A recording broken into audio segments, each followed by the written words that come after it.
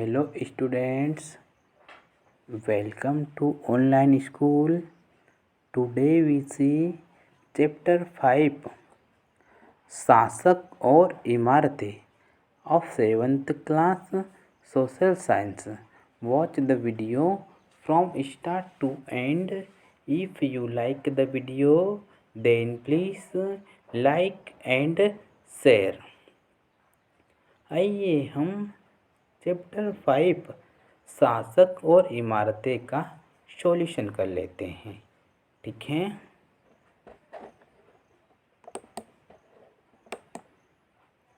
इसमें हम first question देखते हैं।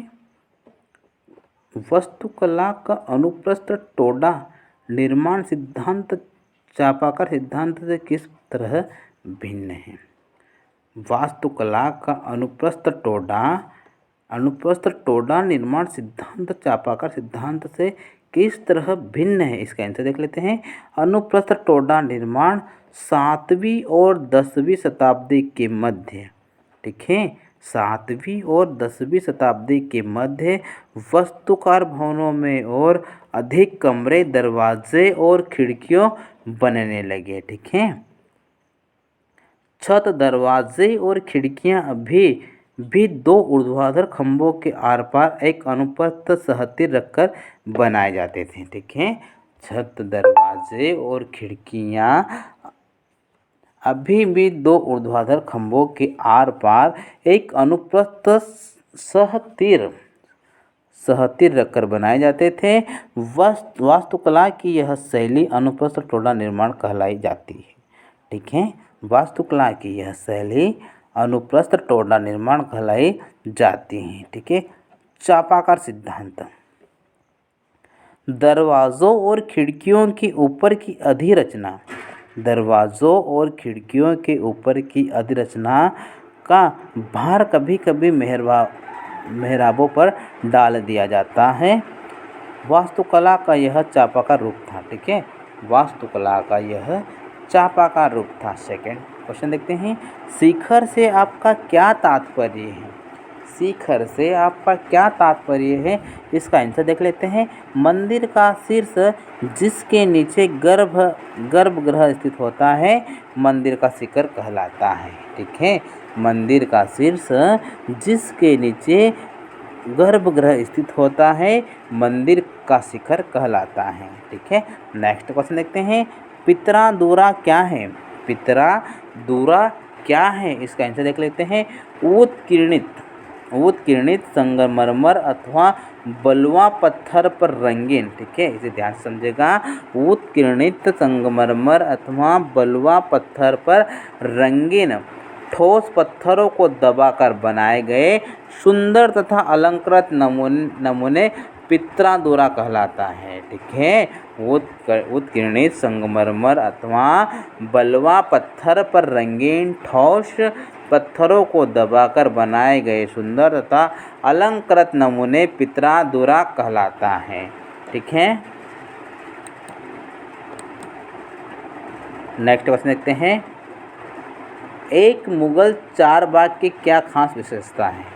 एक मुगल चारबाग की क्या खास विशेषता है? इसका आंसर आ जाएगा मुगल चारबाग की विशेषताएं। फर्स्ट में दिया गया 4 बाग 4 समान हिस्सों में बटे होते थे। ठीक है, 4 बाग 4 समान हिस्सों में बटे होते थे। यह बाग दीवार से घिरे होते थे। ठीक है, यह बाग दीवार से घिरे होते थे। बाग कृत्रिम नहरों द्वारा 4 भागों में विभाजित आयताकार अहाते में स्थित थे। आइए समझे। ठीक है, बाग कृत्रिम नहरों द्वारा 4 भागों में विभाजित आयताकार अहाते में स्थित थे। ठीक है, नेक्स्ट क्वेश्चन देखते हैं। किसी मंदिर से एक राजा की महत्ता की सूचना कैसे मिलती थी? किसी मंदिर से एक राजा की महत्ता की सूचना कैसे मिलती थी? इसका आंसर देख लेते हैं। सभी विशालतम मंदिरों का निर्माण राजाओं ने करवाया था। ठीक है, सभी विशालतम मंदिरों का निर्माण राजाओं ने करवाया था। दक्षिण भारत के प्रसिद्ध मंदिर राजराजेश्वर मंदिर का निर्माण राजा राजदेव ने अपने देवता राजराजेश्वरम की उपासना हेतु किया था। ठीक है, दक्षिण भारत के प्रसिद्ध मंदिर राजराजेश्वर मंदिर का निर्माण राजा राजदेव ने अपने देवता राजराजेश्वरम की उपासना हेतु किया था। इनके देवताओं के नाम राजा से मिलते जुलते थे। ठीक है, जो इनके देवताओं के नाम थे वे राजा से मिलते जुलते थे। राजा स्वयं को ईश्वर के रूप में दिखाना चाहता था। ठीक है, राजा स्वयं को ईश्वर के रूप में दिखाना चाहता था। धार्मिक अनुष्ठान के जरिए मंदिर में एक देवता दूसरे देवता का सम्मान करता था। ठीक है, धार्मिक अनुष्ठान के जरिए मंदिर में एक देवता दूसरे देवता का सम्मान करता था। ठीक है, मंदिर के अन्य लघु देवता शासक के सहयोगियों तथा अधीनस्थों के देवी देवता थे। ठीक है, मंदिर के अन्य लघु देवता शासक के सहयोगियों तथा अधीनस्थों के देवी देवता थे। यह मंदिर शासक और सहयोगियों द्वारा शासित विश्व का एक लघु रूप ही था। ठीक है, यह मंदिर शासक और सहयोगियों द्वारा शासित विश्व का एक लघु रूप ही था। जिस तरह से वे राज्य के मंदिरों में इकट्ठे होकर अपने देवताओं की उपासना करते थे। ठीक है, नेक्स्ट क्वेश्चन देखते हैं। दिल्ली में शाहजहां के दीवान एक खास में एक अभिलेख में कहा गया है।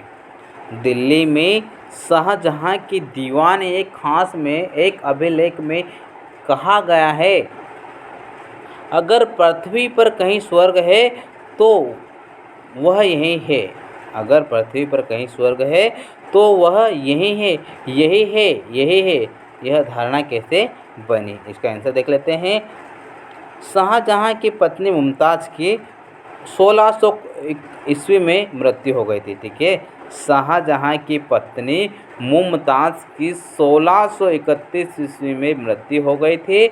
उसके बाद शाहजहां का मन आगरा से हट गया था। ठीक है, उसके बाद शाहजहां का मन आगरा से हट गया था, इसलिए उसने 1639 ईस्वी में यमुना नदी के समीप लाल किला का निर्माण करवाया। ठीक है, इसलिए उसने 1639 ईस्वी में यमुना नदी के समीप लाल किला का निर्माण करवाया।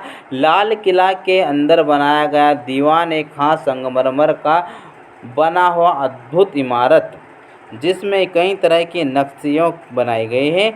इसकी सुंदरता को देखते हुए दीवान एक खास में एक अभिलेख में कहा गया है, अगर पृथ्वी पर कहीं स्वर्ग है तो वह यही है। ठीक है, अगर पृथ्वी पर कहीं स्वर्ग है तो वह यही है, यही है, यही है।